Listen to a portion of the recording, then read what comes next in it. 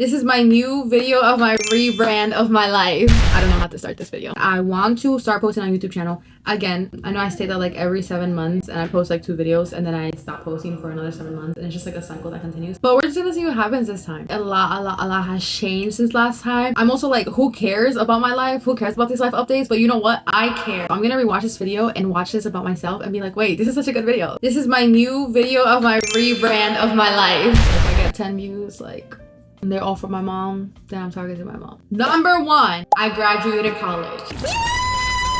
First generation college, first generation American. That's always been like the biggest goal in my life. So now that I did it, I'm like, wait, what do I do next? I graduated from Fordham University. I studied digital technologies and emerging media, and I had a double minor in music and communications and culture. So I graduated with bachelor's, and I graduated summa cum laude that fall from the honors program. I graduated last year. That was actually like the happiest moment of my life. How am I in school for like 22 years of my life, and then I'm just like out of school? I have considered getting my master's, but because I thankfully graduated college undergrad with no debt, I'm like, why would I go to master's when it's something I don't really need for what I'm interested in career wise? So if I do it, to be honest, it would be something that like it's affordable, or like I work for a company that pays for me, then I would consider doing it. Number 2, I got a cat. Oh wait, before number 2, my dog died. R.I.P. Moment of silence for Capi.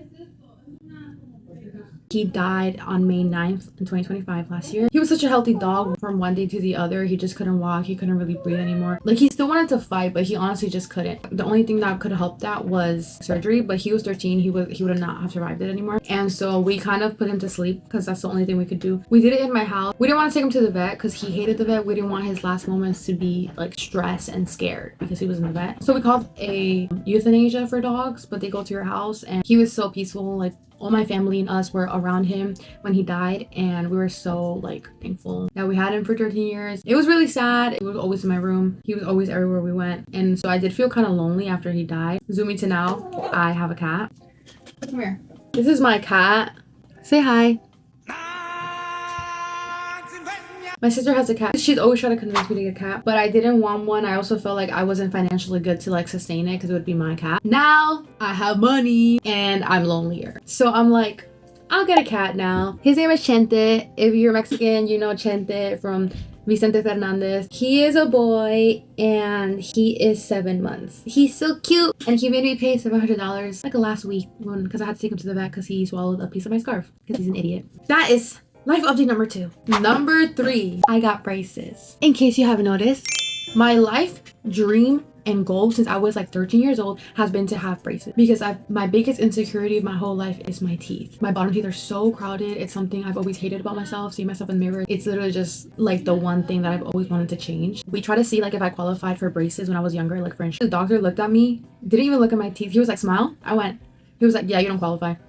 Hey, so I was like, I'm gonna wait until after I graduate and then get braces. Now that I graduated, that's like literally the first thing that I did. Obviously insurance did not cover it, and that was another freaking $5 that I had to pay myself. But I was like, I don't care, because I've always wanted braces. I finally have money and I can invest in myself, and teeth is something super important. I'm supposed to have them for 28 freaking months. This is like my 3rd month and time is going so slow. Like, it needs to hurry up. And yeah. Number 4, I have a full-time job. What? Huh? Okay, if you recently graduated, you know how hard it is to get a job. Not even just recent grads, even people who are doing career shifts, even people who are like, they just got laid off or they got fired, they have so many years of experience. It's really just hard to find a job. I remember before graduation, I used to think like, why are people saying they can't get jobs? It's so easy, like just apply and that's it. It's actually really hard. It's just something that is honestly very time consuming. Like, I don't think that job applying should be this intensive, this much work, because how are people asking for help and saying that they want to hire you and then not hire you? And I'm pretty sure like this whole thing with like the AI systems going through resumes, like it's obviously just kind of filtering things that can kind of leave your resume out. There's just so many factors. There's a huge thing about obviously like networking, like if you know someone, it's just really hard. And I just am so thankful to God that like I was able to get a full-time job. It's also fully remote. Like, how perfect is that? I think that it's something that I'm really happy with right now in this time of my life. Long story short, I saw this posting for video editor.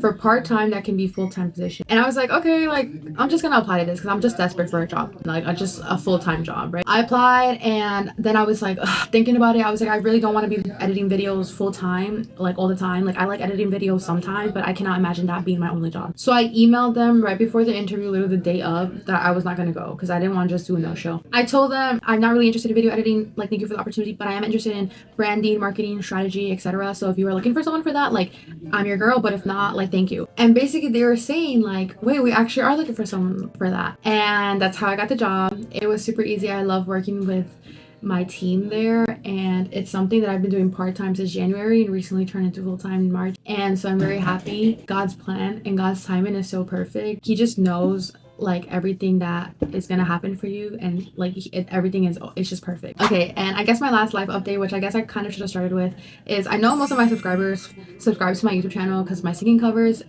because that's kind of what I consistently posted when I first started my YouTube channel, because it was like my dream to be a singer. Not that it's not my dream anymore, but I was like working with a few people when I was like working on my EP, and which it actually is released. It's called Unfolding Petals. It's on all streaming platforms if you guys do want to listen to it. I have like a love-hate relationship with that album. To be very honest, when I was working on that EP, I think I was working with some people that I feel like I didn't really enjoy working with, and I think that it kind of affected my relationship with music. It made making music be something that wasn't happy, or like something that I really enjoyed. Not even just the people, like I think even just the fact that it was something new, and I was like, oh my god, I've never made music before, let me try it. Trying it, I realized that I didn't really like it also. Like it was just too much. I just like singing, that's it. But I think because I like singing, I thought, okay, my default is I have to make music. So that's why I kind of thought that was like what I had to do. But then I guess doing the process and everything, I think it was like a very, very good learning experience where I was like, wow, like so many different things. I didn't know all this was involved. Like, you know, I think it was fun too. It's not like it was just like a negative experience or anything. Like it definitely was something that I enjoyed. I think that I'm realizing that it was kind of like something that I felt like it wasn't bringing me happiness anymore. Actually, around the time that I was like thinking about this, like someone that I knew like passed away, and I was like, why do I feel like I'm being forced to make music? Like nobody is forcing me to do this. And like, what if I die tomorrow? Like I was just like thinking, like, you know, like reflecting on like my life, and I was like, I think like the most important thing in my life is that I should just choose to be happy every day. No matter what I'm doing, I just want to be happy doing it. So I think I felt like I had to do music.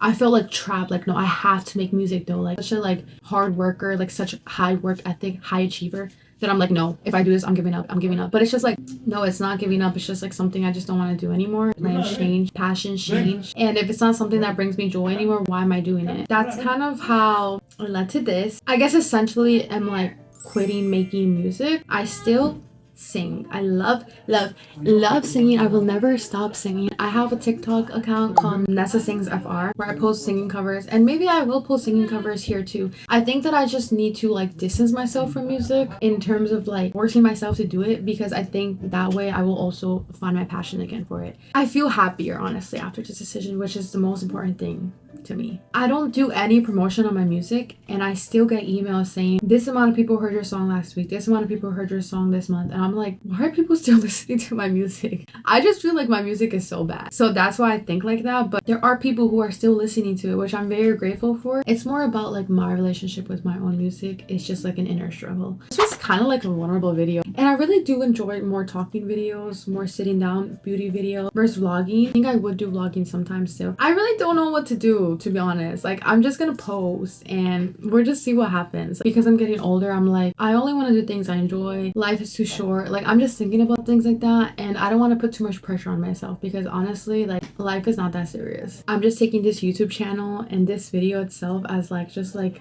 to let you guys know where I am in life right now, how my perspectives has changed and everything. And I think for my YouTube channel, I'm kind of just like, I don't know, like maybe I'll post vlogs, maybe I'll post like funny videos, maybe I'll post talking videos, makeup videos. It'll just be a mix of things. If you guys want to see anything specific, like let me know. But I really just wanted to talk to you guys. I don't think I'm famous or anything, and I'm like letting my fans know life updates. Like no, nothing like that. I really enjoy like watching my own videos. Like I think I sound like a narcissist, but I love watching my own videos, and I love thinking about the fact that when I'm 80 years old, I can look back on my YouTube channel and see what I thought of and what I did when I was this age. So yeah, my camera is literally dying. I have 1 minute left, but thank you guys so much. Subscribe to my YouTube channel and follow me on this journey. Bye.